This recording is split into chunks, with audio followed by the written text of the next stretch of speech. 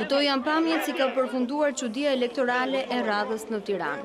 Partia Lëvizja Shqipëria e Re, një forcë politike periferike, po tenton me gjithçka për të fituar ndonjë votues në zgjedhje. Prej ditësh ata kanë shpërndar fletushka në gjithë kryeqytetin për të organizuar një protestë në mbrojtje të qeverisë së Tayyip Erdogan në Turqi. Protesta do të kishte kaluar pa vëmendjen e mediave nëse një grup fare i vogël të rinj nuk do të tentonte një anti-miting. Parulla e tyre, poshtë regjimet autoritare, ka tërhequr vëmendjen e policisë, që kishte rrethuar zonën. Po prishni rendin, po provokoni, keni marrë leç kënda këto sa. Drejta e tubimit është universale, ata janë fashista, po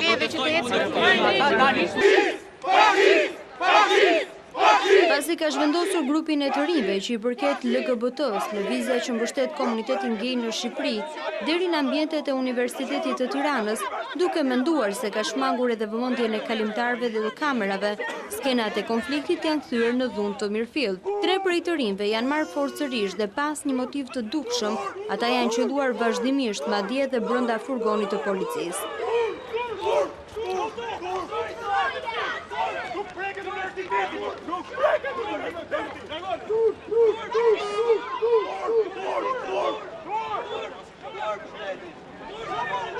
Në fund 3 prej tyre janë shoqëruar në komisariat. Komuniteti LGBT ka reaguar duke dënuar reagimin e policisë, ndërsa policia deklaron se të rinjt nuk kishin leje për të protestuar, nuk jep ndonjë sqarim për nevojën e dhunës së ushtruar.